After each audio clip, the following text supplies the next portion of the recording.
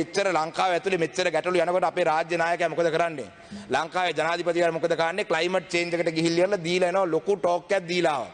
මොකද්ද කිව්වේ? ශ්‍රී ලංකාව තමයි ලංකාවේ ප්‍රථම රට වෙනවා කිව්වා ඕගැනික් පොහොර වලින් මේ ගොවිතැන් කරන. ඉතින් ඇත්තටම සාමාන්‍යයෙන් අපේ රටේ ඉඳලා තියෙන රාජ්‍ය නායකයෝ වගේ නෙවෙයි සාමාන්‍ය රාජ්‍ය නායකයෙක්ගේ වචනයක් දුන්නම අනිත් රටවල් වල ඒ රාජ්‍ය නායකයාගේ වචනේ ලොකු ගරුත්වයක් දෙනවා. ඒ කියන්නේ රාජ්‍ය නායකයෙක් කිව්වම ඇත්තටම මේ රාජ්‍ය නායකයාගේ වචන වලට ලොකු පිළිගැනීමක් තියෙනවා ජාත්‍යන්තරේ. මොකද රාජ්‍ය නායකයෙක් කිව්වම ඒක තමයි රාජ්‍ය නායකයා කියන්නේ. හැබැයි අපිට පැහැදිලිවම දන්නවා අපි ඇවිල්ලා මේ ඕගැනික් පොහොර හරහා ගිහිල්ලා මේ ෆුඩ් ක්‍රයිසිස් හදාගෙන මිනිස්සු පාරට බැහැලා මේ වගේ ගැටලු ඇති කරගෙන අපිට පැහැදිලිවම පේනවා අපිට ලංකාවේ ඕගැනික් වලින් 100% ගොවිතැන් කරන පළවෙනි රට වෙන්න බෑ කියලා. එතකොට මොනවද වෙන්නේ? ජාත්‍යන්තරේ ඉස්සර ශ්‍රී ලංකාව ආයකුත් වරක් ලැජ්ජාවටපත් වෙනවා. We are going to be embarrassed in front of the international community. We are going to be embarrassed. We are going to be the laughing stock of this world. So පහුගිය කාලේ බැලුවම අපේ රට තුල හිටපු රාජ්‍ය නායකයෝ ජාත්‍යන්තරයට දුන්න එක පොරොන්දුවක් හරි ඉෂ්ට කරලා තියෙනවද කියලා බලමු. 2009 යුද්ධය අවසන් කාලේදී මොකද කිව්වේ? මේ රට තුල ඇවිල්ලි ඉවරලා අපි මේ යුද්ධය අවසන් කරන්න අපිට උදව් කරන්න කියලා සියලු රටවල් වලින් රාජ්‍යයන් වලින් උදව් ඉල්ලගෙන කිව්වා මේ ලංකාව තුල සාමය ගේන්න උදව් කරන්න.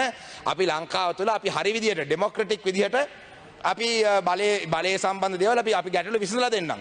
ද්‍රවිඩ ජාතිකයන්ගේ ගැටලු අපි විසඳලා දෙන්නම්. අපිට මේ යුදමය මාර්ගයෙන් නෙවෙයි සාකච්ඡා මාර්ගයෙන් මේවා කරන්න උදව් කරන්න කියලා මුළු ලෝකෙටම පොරොන්දු වෙලා මුළු ලෝකෙම උදව් අරන් 2009 දී පොරොන්දු දුන්නා. හැබැයි අද වෙනතුරු එක පොරොන්දුවක්වත් ඉෂ්ට කරලා නැහැ.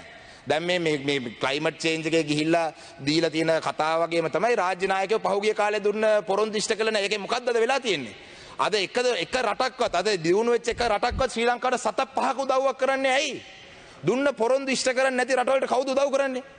පොරොන්දුවක් දුන්නම මිනිස්සෙක් ඒ කියන්නේ ගෙදරකුණත් පොඩි ළමයෙක් වුණත් ටොපියක් දෙන්නම් කරන ටොපිය දෙන්න ඕනේ.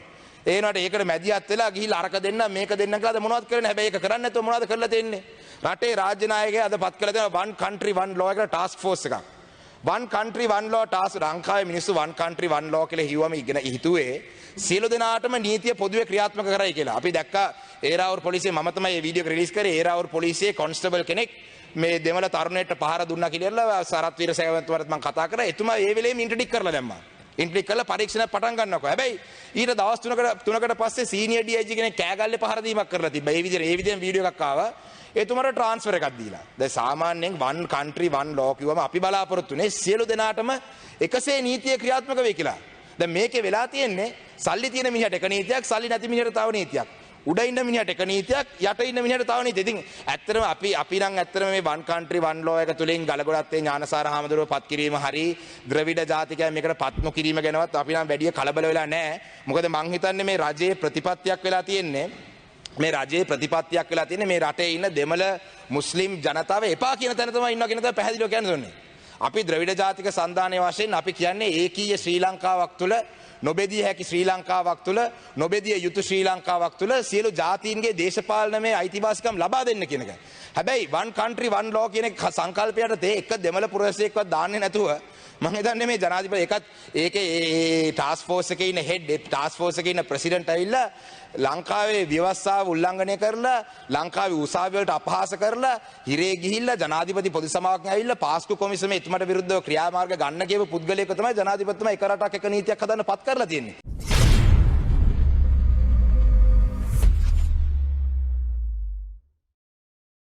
ගමම්ම 2021 තියෙන තත්ත්වය ගැනත් අපි පොඩ්ඩක් මේ ආයතන 2021 තියෙන තත්ත්වය ගැනත් අපි පොඩ්ඩක් විශේෂ උනන්දුවෙන් කල්පනා කරන්න ඕනේ. මොකද 2021 අපි ජීවත් වෙන්නේ ඉදිරි අනාගතයේට මේ අවුරුදු වල තියෙන දේවල් ගැන ලොකු බලපෑමක් සිදු වෙනවා. ඉතින් ඇත්තටම ශ්‍රී ලංකාව අද ඉන්නේ ඉතාමත්ම ලොකු ක්‍රයිසිස් එක. මං හිතන්නේ අවුරුදු 73ක ඉතිහාසයේ ලංකාව ශ්‍රී ලංකාව තුළ මේ වගේ ක්‍රයිසිස් එකක් මං හිතන්නේ තිබිලා නැහැ කියන එක මේ අවස්ථාවේ කියන්න ඕනේ. අද පහුගිය සතියේ මම දැක්කා ඉන්ටර්නැෂනල් මාධ්‍යයක තිබ්බ ස්ටේට්මන්ට් එකක් අනුව ලංකාවේ තියෙන ඩොලර් ක්‍රයිසිස් එකක් ගැන. ඒ කියන්නේ ලංකාවේ දැනට තියෙන්නේ අපේ රිසර්ව්ස් වල තියෙන 2 බිලියන් ඩොලර්ස් තමයි අපේ රිසර්ව්ස් වල තියෙන්නේ. හැබැයි අපිට ඉදිරි අවුරුද්ද ඇතුළත අපිට බිලියන ගානක ඩොලර් වලින් බිලියන ගානක පේමන්ට්ස් කරන්න තියෙන කාලෙක මේ ඩොලර් හිඟය සනාථ කරනවා මේ ඊයේ පෙරේදා ගෙනාපු අලුත් පනත තුලින්. ඒක තමයි දින 180ක් ඇතුළත ඩොලර් වලින් එන සියලු පේමන්ට්ස් ශ්‍රී ලංකන් රුපීස් වලට කන්වර්ට් කරන්න ඕනේ කියලා අපි දැක්කා නීතියක් ඇවිත් තියෙනවා. ඉතින් ඇත්තටම මේ නීතිය තුලින් සිදුවෙන්න යන්නේ මේ ලංකාවේ තියෙන ඉම්පෝට් එක්ස්පෝට් කරන සියලු දෙනාගේම අලුත්ම අලුත් බ්ලැක් මාකට් එකක් ඇතිවීම තමයි සිදුවෙන්න යන්නේ. මොකද කවුරුත් ලංකාව තුළ දවස් 180ක් ඇතුළත තමන්ගේ ඩොලර් රුපියල් වලට මාරු කරන්න කැමති නැත්නම් ශ්‍රී ලංකාව තුළ ඩොලර් ගේන්න නැතු විඳි. එහෙම නැත්නම් ඩොලර් ඇවිල්ලා ඉලීගල් මීන්ස් එකක් දන්නවා අපි ඩොලර් එකක් රුපියල් 240යි එළියේ.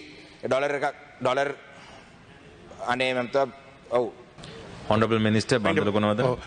ඔබතුමා කියන කරුණ ඇත්ත එහෙම නීතියක් ගෙනල්ලා තියෙනවා. ඒ වුණාට ඔබතුමා කියන විදිහට එලෙසින් තියාගෙන ඉන්න බෑ. මොකද අනේ ඇමතුම බාධාක් මගේ කතාවේ විදේශ විනිමය පාලන පනත අනුව ඒක නීති විරෝධී. මගේ කතාවෙන් පස්සේ පිළිතුරු දෙන්න ඇමතුමා මට ඉඳලා හිටලා තමයි විනාඩි 17ක් විතර වෙලාවක් හම්බ වෙන්නේ. ඇමතුමාලට නිතරම කතා කරන වෙලාව හම්බ වෙනවා. ඉතින් ඇත්තටම මේ ඒකෙන් සිදුවෙන්නේ ඇත්තටම ලංකාව තුළ මේ ඩොලර් වලින් බ්ලැක් මාකට් එකක් ඇති වෙන කෙනෙක් ඇමතිතුමා මොනවා කිව්වත් අනිවාර්යෙන් ඇති වෙනවා. මොකද අද ඩොලර් එකක් රුපියල් 240 අද හවුස්මේට් කෙනෙක් වුණත් එයාගේ සල්ලි ඇවිල්ලා පිට ලංකාව ගිණුමකට එවන්න නැතුව බ්ලැක් මාකට් එක හරහා එවන්න පුළුවන් ක්‍රමවේදයක් පටන් ගනී. ඉතින් ඒක නිසා මම කියන්න ආපු හේතුව ඇවිල්ලා අපිට ඩොලර් මේ නීතිය ගැන අපි වැඩි කතා කරන්න ඕනේ නැහැ. ඩොලර් හිඟයක් තියෙන එක තමයි මම මේකෙන් කියන්න ආපු කරුණ. ඉතින් ඒ වගේම තමයි අපිට ඒ වගේම ඩොලර් ක්‍රයිසිස් එකක් වගේම ලංකාවේ මේ ඩොලර් ක්‍රයිසිස් එකක් ඇති වෙයි කියලා බයට අද ෆර්ටිලයිසර් ක්‍රයිසිස් එකක් ඇති කරලා තියෙනවා. ඒ කියන්නේ පොහොර ක්‍රයිසිස් එකක්. ලංකාව තුළ කොහෙවත් අද පොහොර නැහැ කියලා කවුරුත් කියන්න බෑ. ලංකාව තුළ ඕන තරම් රසායනික පොහොර තියෙනවා. කෙමිකල් පොහොර තියෙනවා. හැබැයි මේ කෙමිකල් පොහොර රුපියල් 2000ට ගියපු යූරියා අද විකුණන රුපියල් 14000ට. රුපියල් 1000ට ගියපු කෘමිනාශක විකුණනද රුපියල් 10000ට.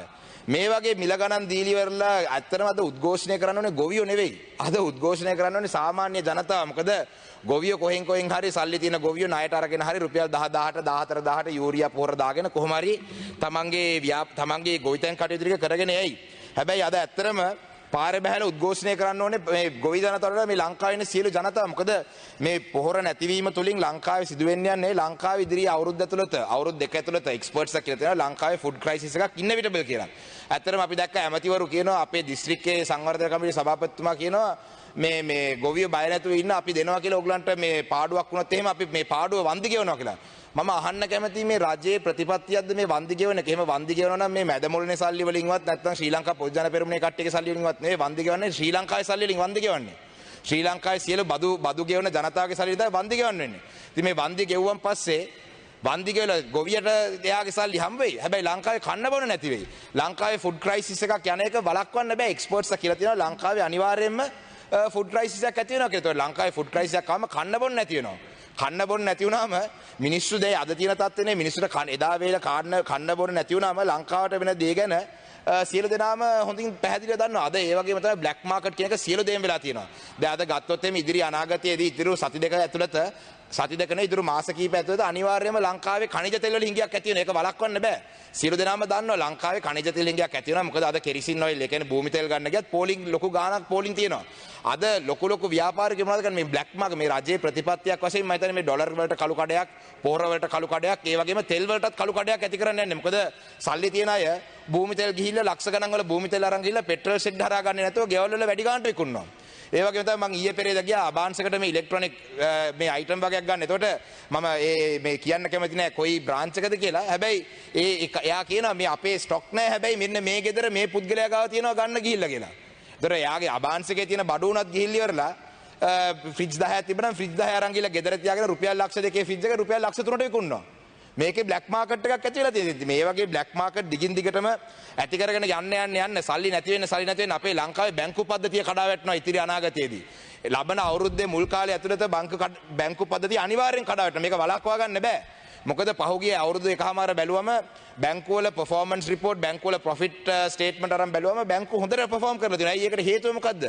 බැංකුව වලින් දීලා තියෙන ණය වලට මොරටෝරියම් කියන නම යටතේ බැංකුව වලින්ම තව ලෝන් එකක් හදලා ඒ බැංකුව වල ලෝන් ගෙවා ගන්න බැංකුව වලින්ම ලෝන් එකක් හදලා මිනිස්සුන්ට සල්ලි දීලා තියෙනවා. ඒතකොට ෆිසිකලි බැංකුව වලට සල්ලි ඇවිල්ලා නැහැ. හැබැයි පොත්වල බැංකුව වල සල්ලි තියෙනවා. මොකද ඒ ලක්ෂ 10ක ලෝන් එකට බැංකුවෙන් තව ලෝන් එකක් හදලා ඒ මිනිස්සුගේ බැංකුවේ ලෝන් එක අය කරගෙන යනවා. හැබැයි ෆිසිකලි බැංකුව වලට සල්ලි නැහැ. ඒතකොට මොකද්ද වෙන්නේ? ලබන අවුරුද්දේ ජනවාරි මාසෙන් පස්සේ මේ මොරටෝරියම් ගෙවන්න වෙනවා. මොරටෝරියම් ගෙවන්න පටන් ගත්තාම මිනිස්සු ඩිෆෝල්ට් කරනවා. මිනිස්සු ඩිෆෝල්ට් කරපු ගමන් මොකද වෙන්නේ? බැංකුවල සල්ලි නැති වෙනවා. දැන් අද බලන්න අද මිනිස්සු බැංකුවල තියෙන 7-5ක මුදලක් වුණත් ගිහිල්ලා අරගෙන ෆ්‍රිජ් එකක් අරන් තියා ගන්නවා. නැත්නම් රත්තරන් අරන් තියා ගන්නවා. බැංකුවල ලංකාවේ රුපියල ගැන කිසිම විශ්වාසයක් නැති වුණාම මිනිස්සු මොනවද කරන්නේ? බැංකුවල තියෙන සල්ලි ගන්නවා. දැන් ඕකෙන් උත් වෙන්නේ අසරණ අම්මලා තාත්තලා 60 පැනපු අය ගෙවල් වල මේ ෆික්ස් ඩිපොසිට් බැංකුව පද්ධතිය කඩා වැටුණාන් පස්සේ තමන්ගේ සල්ලි ටික ඔක්කොම නැති වෙලා අනාථ වෙලා පාරේ ඉන්න තත්ත්වයක් තමයි ඇති වෙන්නේ. ඉතින් මේ වගේ අවස්ථාවක අපිට පැහැදිලිවම පේනවා ආණ්ඩුව ඇතුලේ, ඒ කියන්නේ මේ පොදු ජන පෙරමුණේ ආණ්ඩුව ඇතුලේ යම් දෙදරීම් ඇති වෙලා තියෙනවා කියලා අපිට පැහැදිලිවම පේනවා. මේ අවස්ථාවේදී ඇත්තරම ආණ්ඩු පක්ෂයේ ඉන්න ආණ්ඩුවේ ඉන්න සන්දානගත වෙලා ඉන්න පක්ෂයේම හරණම් ඇවිල්ලිවරලා විපක්ෂේ වාඩි වෙන්න ඕනේ. ඇවිල්ලා එළියට ඇවිල්ලා කතා කරනවා ආණ්ඩුව විවේචනය කරනවා. හැබැයි ඇත්තරම ආණ්ඩුව විවේචනය කරාට වැඩක් නෑ අද. මොකද 20 වෙනි සංශෝධනයට අත උස්සනකොට මම දැක්කේ දා ඇමති කෙනෙක් කියනවා පාර්ලිමේන්තුවේදී මේ කොහෙවත් හදන නීති වලට අපි අත උස්සන්න අවශ්‍යතාවයක් නැහැ කියලා.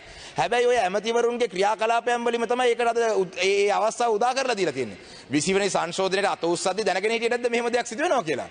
ඉතින් 20 වෙනි සංශෝධනයට අත උස්සලා මෙහෙම දෙයක් සිදු වෙනවා කියලා දැනගෙන තමයි ඕගොල්ලන් අත ඉස්සුවේ.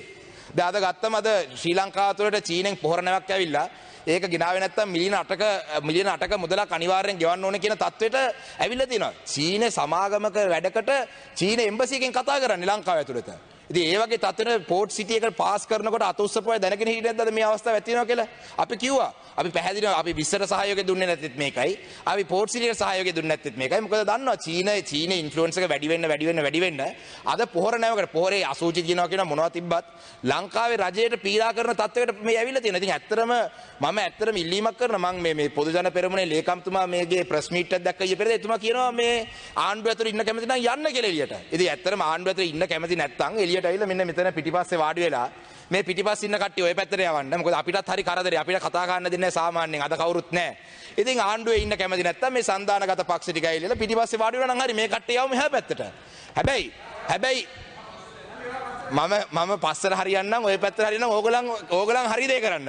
ඒක නිසා ඇත්තටම ශ්‍රී ලංකා පොදු ජන පෙරමුණ ඇතුලේ ඉඳගෙන මං දකින විදිහට අද ඕගොල්ලන් ආණ්ඩුවෙත් ඉඳගෙන විපක්ෂේ රාජකාරිය කරන්න බෑ. එහෙම කරන්න කැමති නම් ආණ්ඩුවෙන් පිටත් වෙලා ඇවිල්ලා ආණ්ඩුවේ අපි ඉන්න කැමති නැහැ කියලා විපක්ෂේ වාඩි වෙන්න. එහෙම නැත්තම් මේ ලංකාවේ ජනතාව මුලා කරන්න බෑ මේ වගේ දේවල් කරලා. අද ආණ්ඩු පක්ෂය ඇතුලේ ඉන්න සන්දානගත පක්ෂ හදන්නේ අපි ආණ්ඩුවේ කෑල්ලක් නෙමෙයි මේ වලට අපි එකඟ නැහැ කියලා කියන්නේ. එහෙම කියන්න බෑ. එහෙම කියන්න ලෑස්ති නම් ඕවා දාලා එළියට ඇවිල්ලා මේ පැත්තේ පිටිපස්සේ වාඩි වෙලා කතා කරන්න. එහෙම නැත්තම් අපිට මොකද්ද කියන්න තියෙන්නේ? ඕගොල්ලන්ට කැබිනට් ඇමතිකම් ඕන නැති. එහෙම නැත්නම් ඕගොල්ලන්ට ආණ්ඩුව ඇතුලේ තව වරප්‍රසාද ඕන නැති. ඒවා ලැබෙන්නේ නැති නිසා මේ ඩිමාන්ඩ් කරනවා කියලා තමයි අපිට හිතන්න තියෙන්නේ. ඉතින් ඒ වගේම තමයි අපි ගත්තොම් දැන් මෙච්චර ලංකාව ඇතුලේ මෙච්චර ගැටලු යනකොට අපේ රාජ්‍ය නායකයා මොකද කරන්නේ? ලංකාවේ ජනාධිපතිවරු මොකද කරන්නේ? ක්ලයිමට් චේන්ජ් එකට ගිහිල්ලා දීලා එනවා ලොකු ටෝක් එකක් දීලා ආවා. මොකද්ද කිව්වේ? ශ්‍රී ලංකාව තමයි ලංකාවේ ප්‍රථම රට වෙනවා කිව්වා ඕගැනික් පොහොර වලින් මේ ගොවිතැන් කරන. ඉතින් ඇත්තටම සාමාන්‍යයෙන් අපේ රටේ ඉඳලා තියෙන රාජ්‍ය නායකයෝ වගේ නේ සාමාන්‍ය රාජ්‍ය නායකයෙක්ගේ වචනයක් දුන්නම අනිත් රටවල් වල ඒ රාජ්‍ය නායකයාගේ වචනේ ලොකු ගරුත්වයක් දෙනවා.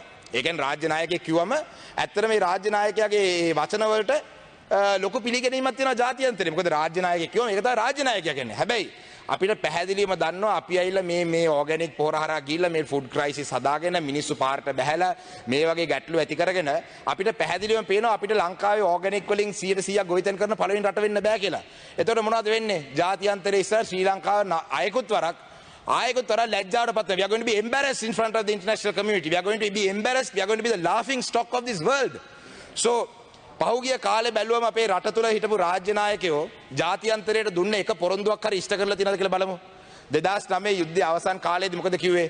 මේ රට තුල ඇවිල්ලි ඉවරලා අපි මේ යුද්ධය අවසන් කරන්න අපිට උදව් කරන්න කියලා සියලු රටවල් වලින් රාජ්‍යයන් වලින් උදව් ඉල්ලගෙන කිව්වා මේ ලංකාව තුල සාමය ගේන්න උදව් කරන්න. අපි ලංකාව තුල අපි හරි විදියට ඩෙමොක්‍රටික් විදියට අපි බලයේ සම්බන්ධ දේවල් අපි ගැටලු විසඳලා දෙන්නම්. ද්‍රවිඩ ජාතිකයන්ගේ ගැටලු අපි විසඳලා දෙන්නම්. අපිට මේ යුදමය මාර්ගයේ නෙවෙයි සාකච්ඡා මාර්ගයෙන් මේවා කරන්න උදව් කරන්න කියලා මුළු ලෝකෙටම පොරොන්දු වෙලා මුළු ලෝකෙම උදව් අරන් 2009 දී පොරොන්දු දුන්නා. හැබැයි අද වෙනතුරු එක පොරොන්දුවක්වත් ඉෂ්ට කරලා නැහැ. දැන් මේ ක්ලයිමට් චේන්ජ් එකේ ගිහිල්ලා දීලා තියෙන කතාව වගේම තමයි රාජ්‍ය නායකයෝ පහුගිය කාලේ දුන්න පොරොන්දු ඉෂ්ට කළා නැහැ. ඒකේ මොකද්ද අද වෙලා තියෙන්නේ? අද එක රටක්වත් අද දියුණු වෙච්ච එක රටක්වත් ශ්‍රී ලංකාවට 7-5ක උදව්වක් කරන්නේ ඇයි? දුන්න පොරොන්දු ඉෂ්ට කරන්නේ නැති රටවලට කවුද උදව් කරන්නේ? පොරොන්දුවක් දුන්නම මිනිස්සෙක් ඒ කියන්නේ ගෙදරකුණත් පොඩි ළමයෙක් වුණත් ටොපියක් දෙන්නම් කරන ටොපිය දෙන්න ඕනේ. ඒ වුණාට ඒකට මැදිහත් වෙලා ගිහිල්ලා අරක දෙන්න මේක දෙන්න කියලා මොනවද කරන්නේ? හැබැයි ඒක කරන්නේ නැතුව මොනවද කරලා තියෙන්නේ? රටේ රාජ්‍ය නායකයා අද පත් කළා දෙනවා one country one law කියලා ටාස්ක් ෆෝස් එකක්. one country one law task ලංකාවේ මිනිස්සු one country one law කියලා හිව්වම ඉගෙන හිතුවේ සියලු දෙනාටම නීතිය පොදුවේ ක්‍රියාත්මක කරයි කියලා. අපි දැක්කා ඒරාවුරු පොලිසිය මම තමයි මේ වීඩියෝ එක රිලීස් කරේ. ඒරාවුරු පොලිසියේ කොන්ස්ටබල් කෙනෙක් මේ දෙමළ තරුණයට පහර දුන්නා කියලා සරත් වීරසේනතුමාට මම කතා කරා. එතුමා ඒ වෙලේම ඉන්ටර්ඩික් කරලා දැම්මා. ඉන්ටර්ඩික් කරලා පරීක්ෂණ පටන් ගන්නකො. හැබැයි ඊට දවස් 3කට පස්සේ සීනියර් DIG කෙනෙක් කෑගල්ලේ පහර දීමක් කරලා තිබ්බා. ඒ විදිහෙන් වීඩියෝ එකක් ආවා. එතුමාට ට්‍රාන්ස්ෆර් එකක් දීලා. දැන් සාමාන්‍යයෙන් one country one law කිව්වම අපි බලාපොරොත්තුනේ සියලු දෙනාටම එකසේ නීතිය ක්‍රියාත්මක වෙයි කියලා. දැන් මේකේ වෙලා තියෙන්නේ සල්ලි තියෙන මිනිහට එක නීතියක්, සල්ලි නැති මිනිහට තව නීතියක්. උඩ ඉන්න මිනිහට එක නීතියක්, යට ඉන්න මිනිහට තව නීතියක්. ඉතින් ඇත්තටම අපි නම් ඇත්තටම මේ one country one law එක තුලින් ගලගොඩත්තේ ඥානසාර හාමුදුරුවෝ පත් කිරීම හරි ද්‍රවිඩ ජාතිකයන් මේකට පත් නොකිරීම ගැනවත් අපි නම් වැඩි කලබල වෙලා නැහැ. මොකද මං හිතන්නේ මේ රජයේ ප්‍රතිපත්තියක් වෙලා තියෙන්නේ. මේ රජයේ ප්‍රතිපත්තියක් වෙලා තියෙන්නේ මේ රටේ ඉන්න දෙමළ මුස්ලිම් ජනතාව එපා කියන තැන තමයි ඉන්නවා කියන තැන පැහැදිලිව කියන්න ඕනේ. අපි ද්‍රවිඩ ජාතික සන්ධානයේ වශයෙන් අපි කියන්නේ ඒකීය ශ්‍රී ලංකාවක් තුළ නොබෙදිය හැකි ශ්‍රී ලංකාවක් තුළ නොබෙදිය යුතු ශ්‍රී ලංකාවක් තුළ සියලු ජාතීන්ගේ දේශපාලනමය අයිතිවාසිකම් ලබා දෙන්න කියන එක. හැබැයි one country one law කියන සංකල්පයට එක දෙමළ පුරවැසියෙක්වත් දාන්නේ නැතුව මම හිතන්නේ මේ ජනාධිපති ඒකේ ටාස්ක් ෆෝස් එකේ ඉන්න හෙඩ් ටාස්ක් ෆෝස් එකේ ඉන්න ප්‍රෙසිඩන්ට් ඇවිල්ලා ලංකාවේ ව්‍යවස්ථාව උල්ලංඝනය කරලා ලංකාවේ උසාවි වලට අපහාස කරලා හිරේ ගිහිල්ලා ජනාධිපති පොදු සමාගමක් ඇවිල්ලා පාස්කු කොමිසමේ එතුමාට විරුද්ධව ක්‍රියාමාර්ග ගන්න කියපු පුද්ගලයෙක් තමයි ජනාධිපතිතුමා එක රටක් එක නීතියක් හදන්න පත් කරලා තියෙන්නේ.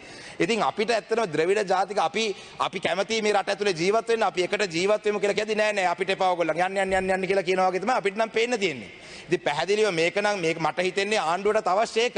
ආණ්ඩුවටත් අවශ්‍ය පෙන්වන්න මේ රටේ ඕගොල්ලන් එපා කියලා කියන තැන තමයි ආණ්ඩුව ඉන්නේ කියලා තමයි මගේ ස්ථාවරය. ඉතින් ඒක නිසා මේ දිගින් දිගටම අපිව තල්ලු කරන්න අපි කොහෙද යන්නේ? අපිට යන්න තැනක් නැති වෙනවා. ඒක නිසා මේ one country one law හරි ඕන දෙයක් ඇතුළත ශ්‍රී ලංකාව තුල ද්‍රවිඩ මුස්ලිම් කතෝලික මේ ජාතිකයන් නැතුව මේ ශ්‍රී ලංකාවට ඉදිරි ගමනක් තියෙනවා කියලා කවුරු හරි හිතනවා නම් ඒ දවල් සිහිනයක් විතරක් කියන එකත් කියන්න ඕනේ. ඉතින් ඇත්තටම අපි ජනාධිපතිතුමාගේ මීට වඩා දෙයක් අපි ඇත්තටම බලාපොරොත්තු වෙන්නේ නැහැ. මොකද මම නම් ජනාධිපතිතුමාට ඡන්දෙ දුන්නෙත් නැහැ. ජනාධිපතිතුමා බලයට එනකොට අපි වැඩ කරෙත් නැහැ. ජනාධිපතිතුමා මේ රට ලොකු දෙයක් කරයි කියලා බලාපොරොත්තු වෙනවා. අපි දන්නවා මේක තමයි සිදු වෙන්න යන්නේ කියලා. හැබැයි රටේ 69 ලක්ෂයක් ඒ දේ කරන්නේ නැති වෙයි කියලා බලාපොරොත්තුලා ඡන්දෙ දුන්නා. හැබැයි එක දෙයක් අපි බලාපොරොත්තු වුණා. මේ ජනාධිපතිතුමාගේ ඊට පස්සේ රටේ ඉඳන් ආපු ගමන් කරා ලොකු ප්‍රකාශයක්. මට පුළුවන් මේ පොහොර නැති කට්ටියට බිල්ඩින් අල්ලලා ගිහිල්ලා දාන්න පුළුවන් කියලා හරි තරහ ගිහිල්ලා වගේ කිව්වා එතුමා. ඇත්තටම අපි බලාපොරොත්තු වුණා ජනාධිපති ඔය මොනවා කරේ නැතත්. ඒ කියන්නේ මේ රටේ ප්‍රජාතන්ත්‍රවාදය රකීද නැත්නම් සුළු ජාතීන්ට නිදහස දෙයිද භාෂණයේ අයිතිය දෙයිද ඒව දෙයිද නැද්ද කියලා නම් ඒව දෙන්නේ නැහැ කියලා දැනගෙන හිටියා. හැබැයි එක දෙයක් බලාපොරොත්තු වුණා එතුමා බෙල්ලෙන් අල්ලයි කාවද බෙල්ලෙන් අල්ලන්නේ? මේ මහා බැංකුව හොරකම් කරපු අයව එහෙම නැත්නම් පාස්කු ප්‍රහාරය පිටිපස්ස හිටපු අය බෙල්ලෙන් අල්ලලා මොනවද කරයි කියලා අපි බලාපොරොත්තු වුණා. හැබැයි අද වෙනතුරු මොනවද වෙලා තියෙන්නේ? අද වෙනතුරු මහා බැංකුවේ කවුරු හොරෙක් ඇල්ලුවද?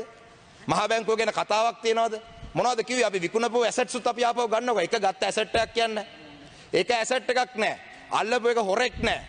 පාස්කු ප්‍රහාරය ගැන කතා කරාම පාස්කු ප්‍රහාරය ගැන මම නම් දන්නේ ඇයි පාස්කු ප්‍රහාරය කරපු අය බෙල්ලෙන් අල්ලන්න බැරි කියලා. Honorable member, you have 2 more minutes. Thank you. පාස්කු ප්‍රහාරය ඇයි බෙල්ලෙන් අල්ලන්න බැරි කියලා ඒ කරපු කට්ටියත් කවුද කියලා ඒගොල්ලන් දන්නවද නැද්ද ගැන අපිට ලොකු සැකයක් තියෙනවා. හැබැයි අද බෙල්ලෙන් අල්ලන්න උත්සාහ කරන්නේ කාවද? බෙල්ලෙන් අල්ලන්න උත්සාහ කරන්නේ බෙල්ලෙන් අල්ලනවා කියපු අයව අල්ලන්නේ නැහැ කියලා පාරට බහැලා කෑ ගහන අය තමයි බෙල්ලෙන් අල්ලන්න උත්සාහ කරන්නේ. අපි දැක්ක ෆාදර් සිරිල් ගාමීට විරුද්ධව එතුමාව CID එකට කැඳවලා ප්‍රකාශයක් සටහන් කරන්න යනවා කියලා අපි දැක්කා. ඊට පස්සේ අපි දැක්කා ශෙහාන් මාලක කියලා තරුණයෙක් මේ පාස්කු ප්‍රහාරය ගැන කතා කරපු එක ගැන එතුමාව CID එකට ගෙනල්ලා ප්‍රශ්න කරා. ඒතර දැන් මේ බෙල්ලෙන් අල්ලන්නේ නැහැ කියලා කියපු මේ අය ගැන ප්‍රශ්න කරන අය තමයි බෙල්ලෙන් අල්ලන්න දන්නේ. තව කවුද බෙල්ලෙන් අල්ලන්නේ? අපි දැක්කා මේ ආණ්ඩුව බලයට ආපු දවස් ඉඳන් ත්‍රස්තවාදී හදිසි පනත යටතේ ද්‍රවිඩ තරුණයෝ තාමත් අත්අඩංගුවට ගන්නවා. මොනවටද Facebook එකේ පෝස්ට් දැම්මා කියලා? තව තරුණයෝ ඉන්නවා අත්අඩංගුවෙත්. මම දන්නවා 300කට වඩා අධික පිරිසක් ඉන්නවා පාස්කු ප්‍රහාරයත් එක්ක සම්බන්ධයි කියලා අද හිරේ ඉන්න අය හදිසි ත්‍රස්තවාදී පනත යටතේ PTA එකට අත්අඩංගුවට ගත්ත අය. මේ මුස්ලිම් තරුණයෝ ඔක්කොම ඇවිල්ලා මොකටද අත්අඩංගුවට අරන් තියෙන බැලුවොත් එimhe සමහර අය පොඩි චෝදනා. ඒගොල්ලන් දැන් මාස 30ක් වෙනවා.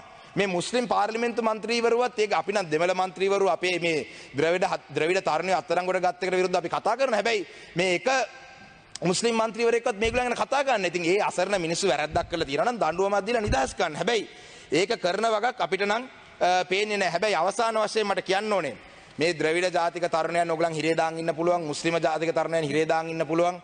හැබැයි අවසාන වශයෙන් මේ රජයේ මේ අස්සාර වෙලා යනකොට මේ උද්ඝෝෂණ කරගෙන යනකොට මේ උද්ඝෝෂණ දිගින් දිගටම අද කවුද උද්ඝෝෂණ කරන්නේ නැත්තේ පෙන්ෂන් එකට ගහලා පෙන්ෂන් එකේ 70ට වැඩියකින් රුපියල් 700ක් කපන්න යනවා කියලා 600ක් කපනවා 60ට වැඩියකින් 400ක් කපනවා කියලා තියෙනවා. Honorable member, please wind up. තව ටික දවසකින් පෙන්ෂනියර්ස්ත් පාර්ට බහිනවා. ගුරුවරු මේ ඔක්කොම පාර්ට බහැලා ඉන්නේ. මේ වලට හරියට සවන් දුන්නේ නැත්තම් මේ ගුරුවරුන්ගේ උද්ඝෝෂණ ගොවියන්ගේ උද්ඝෝෂණ මේ සියලු උද්ඝෝෂණට සවන් දීලා හරි දේ කරේ නැත්තම් මේ උද්ඝෝෂණ ව්‍යාපාරය ඇවිල්ලා දේශපාලනඥයෝ ක්‍රියාත්මක කරන්නේ මිනිස්සු පාරේ බැලලා කරන්නේ. හැබැයි මේකට හරි දෙයට සහන් දීලා හරි තීන්දුවක් අරගෙන හරි ක්‍රියාමාර්ගයක් ගත්තේ නැත්නම් බෙල්ලෙන් අල්ලලා එළියට දායි. කාවද බෙල්ලෙන් අල්ලලා එළියට දාන්නේ? මේ රාජපක්ෂ පවුලයි. මේ ශ්‍රී ලංකා පොත්ජන පෙරමුණේ සන්දානගත වෙලා ඉන්න පක්ෂයි. සන්දානගත මන්ත්‍රීවරුයි. විශ්සර සහයෝගය දුන්නා. මේ සියලු දෙනාම මේ ලංකාවේ ජනතාව බෙල්ලෙන් ඇදලා එළියට දාන කාලේ ඉතා ඉක්මනින්ට එන බව කියාගෙන මතක තියාගන්න ඕනේ.